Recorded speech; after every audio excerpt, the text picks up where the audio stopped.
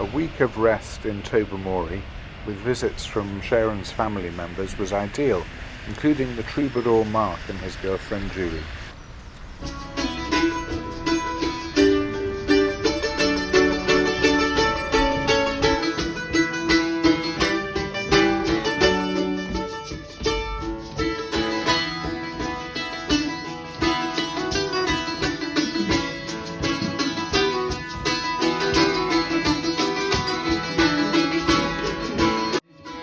Is bright, the sea is wide, we must travel with the tide will dance with the song, roll with the tide, love with the wind, dance, dance with song.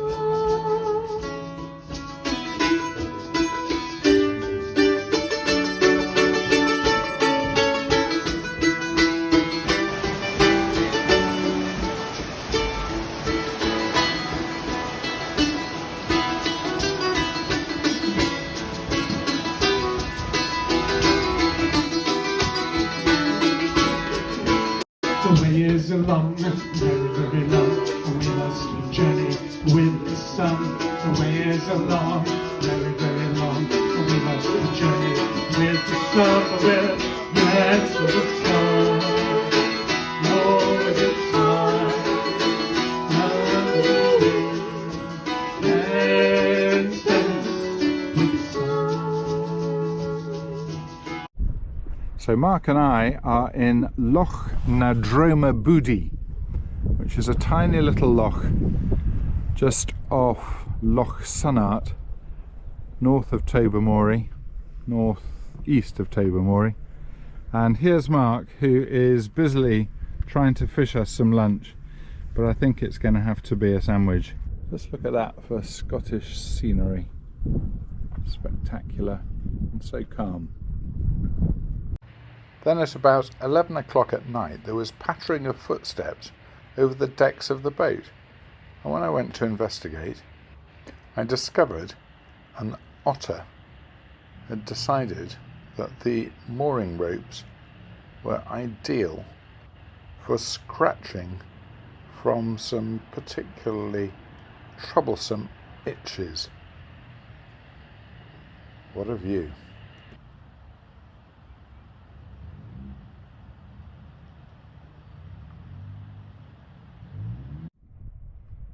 It really is the most spectacular view from Tobermory Golf Course. Right, this is Peter, Captain Peter we should say. Love the sound of Mull, not on it. So how was that, Peter? How did that go for you? That stroke? Terrible shot, as usual. Oh, never mind. Lovely bit of golf. Oh, oh, it's short. It's short. He's just. I mean, that's probably obviously in 2, not in 16 or anything. Just a bit windy. This is Charlotte, his daughter, doing a voiceover for the vlog. We couldn't go sailing because wind, but we're having a very nice walk. Goodbye.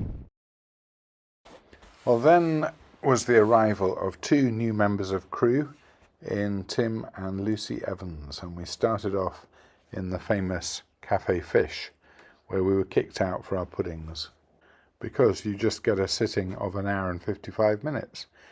And then we did some day sailing with John, who has a cabin or cottage in Tobermory, and it was great doing some fishing with him.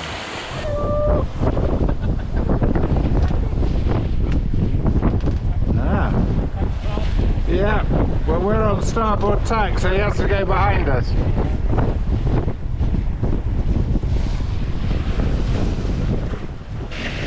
With our new crew of 4, we set off around Mull.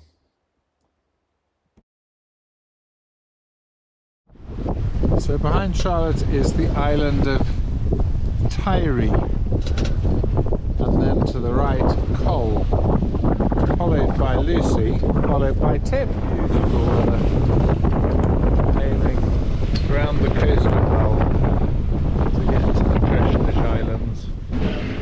Although a little overcast, we saw the Treshinch Islands and huge numbers of puffins before carrying on south and tacking around the famous island of Staffa, and Fingal's Cave was at the end of this rock on the left hand side.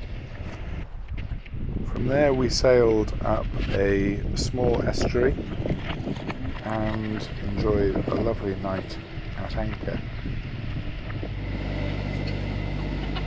And then the next day moved round to the very southern Ross of Mull, where we took our little dinghy ashore to have a walk. It was delightful to see all the greenery and enjoy sheep and quite a substantial herd of deer.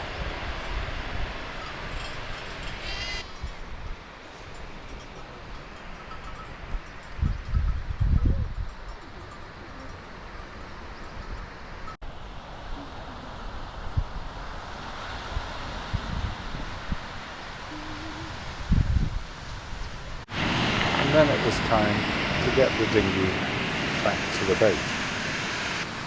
So here we are in Carthage Bay, having mushroom risotto, al fresco, picnic style, in the back of the boat. Yes! I'll just show you what our sail looks like at the moment, because all the way along are absolutely soaked clothes, because of the fact that we decided it would be a really good idea to get in the dinghy and make for land and have a walk. But the waves at the beach are enormous, well, quite big, and we are utterly drenched up to our waists. Our pants are wet. It was very funny though. And we're now drying them out, and Lucy, sensible lady that she is, decided I'm not doing that. that it would be better to stay on the boat, and she is the wisest of us all. She's the driest of us all. Yeah, very true. Anyway, we've had an amazing day. Cheers everyone, thank you. Okay. Cheers. Best thing to do? Surviving the boat back. I generally enjoy crashing to waves and getting wet. Genuinely, I laugh so much. Yes, I really enjoyed that. Staffa was beautiful. Pod of dolphins was mine. The dolphins was lovely. Hello. So, a collection of a few of the beautiful photographs we took that day and the day after before we set off towards the Crinan Canal to get us across the route of the Mull of Kintyre. This is the great race, which is boiling water between the Isle of Jura and Scar Bay, or whatever the one above is. And then the surface of the water became almost completely flat, completely disguising the fact that there was something in the region of 4 or 5 knots of tide that was pushing us one way or another. The Crinan Canal. This is an amazing piece of engineering which cuts off the corner of going round the Mull of Kintyre. Matt, Yeah, please. whereabouts is it? It's on the chart table. Yeah. An even slower pace of life as we motored gradually along this very narrow passage high above the floodplains.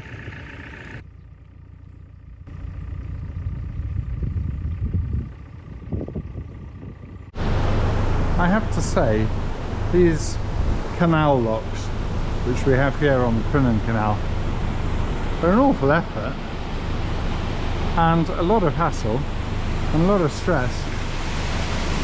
I'm not sure I'd have chosen to design things this way, but maybe it's the only way.